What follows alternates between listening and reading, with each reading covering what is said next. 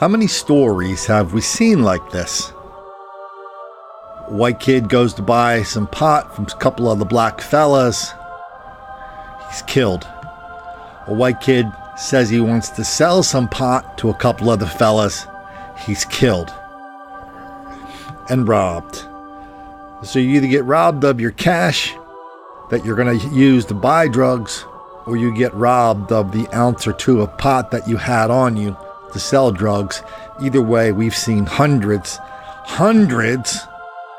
cases like this all over the country, documented here and documented in both of my books, including the latest one, Don't Make the Black Kids Angry. But now we have a story with a slightly different twist. Here's what the fellas say happened. The fellas say they were basically minding their own business when they called this guy up, some 40-year-old white dude up, to sell them some pot.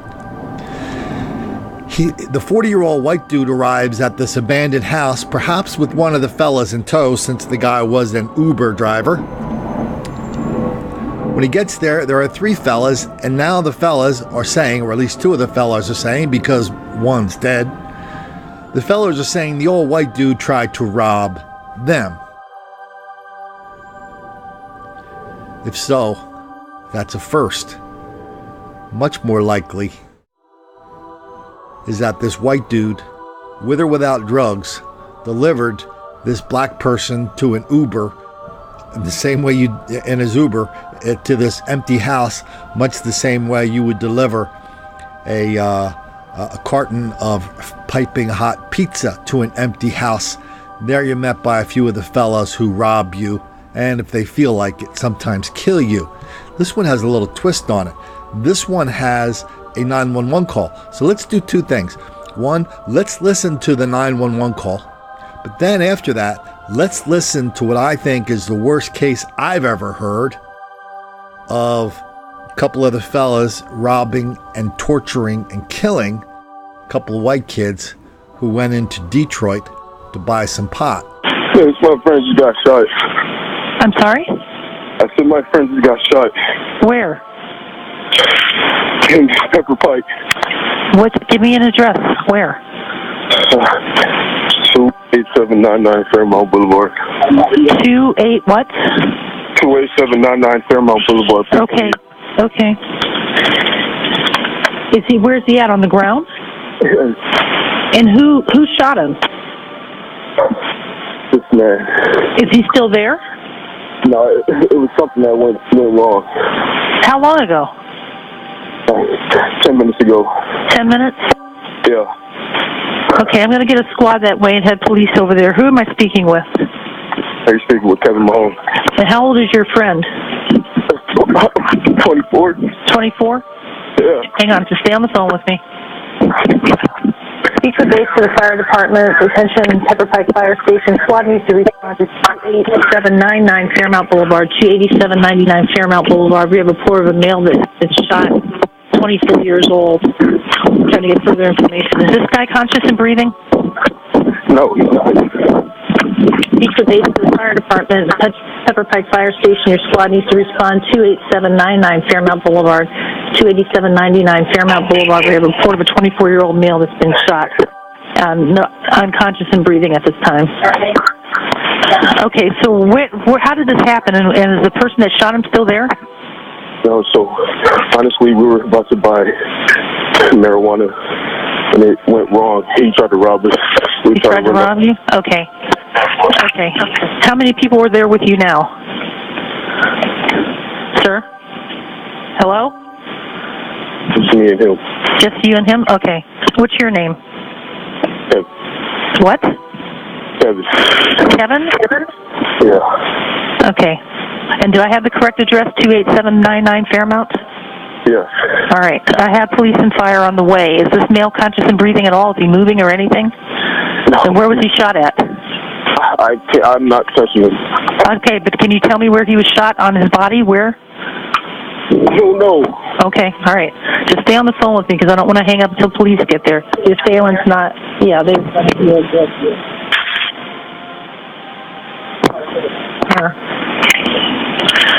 I've confirmed twice. 36. reporting to our caller, this is a drug deal on.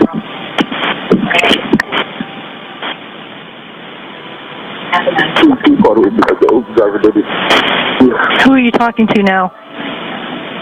Who are you talking to? Myself, somebody to help. Okay.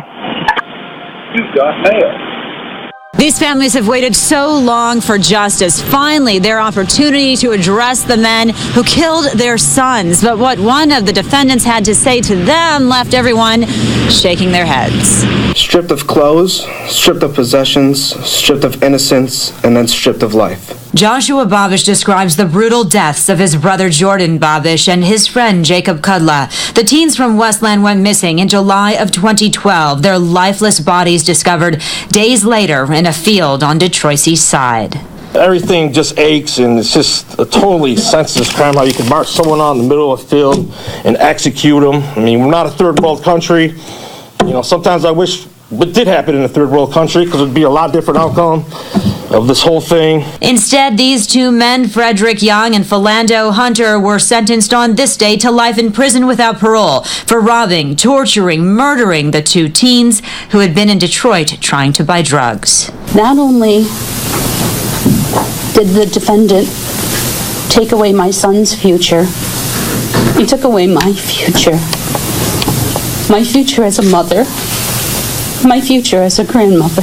I have sorrow in my heart, soul, and every fiber of my being today, and I will carry that with me for the rest of my life here on earth. The mothers of the teens expressing the deep, devastating pain and loss left behind.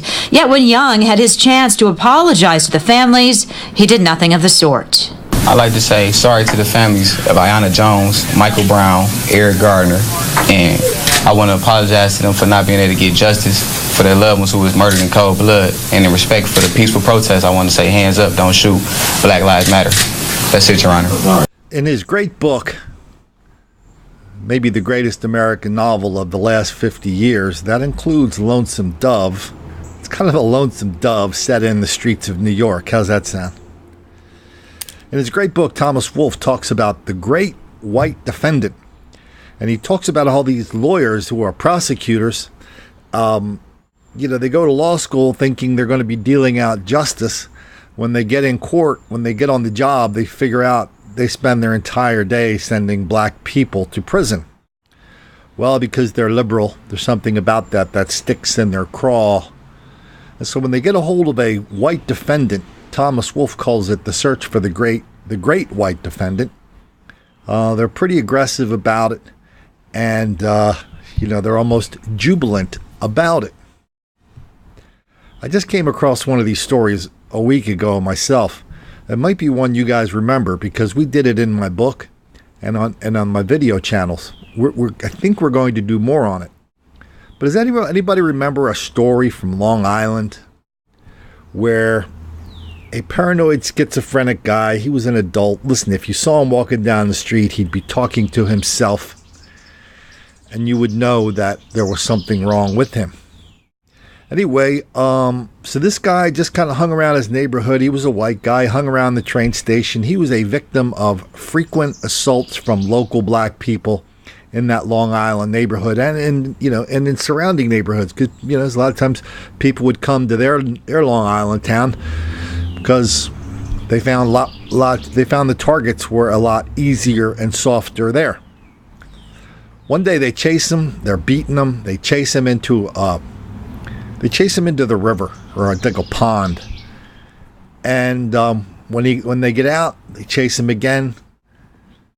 He finally grapples with one of them, takes the knife and kills the guy that was beating him, not just then, but many times before. This is a mentally ill dude.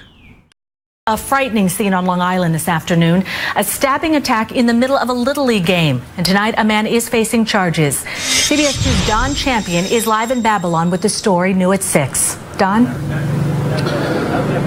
Well, Cindy, it's still very much an active scene over here. If you take a look over to my left, you can see the area is still taped off, and just beyond those police cars there's actually a dive team that's been brought in to search a nearby creek for evidence in this case. Now, the stabbing happened just after noon today on Locust Avenue. Detectives tell us it happened in the middle of the street, not far away from baseball fields where kids were taking part in Pee Wee League baseball games. Now, investigators tell us the stabbing happened after some kind of fight between the victim, 20-year-old James Moran, and the suspect, 28-year-old Michael Grussell.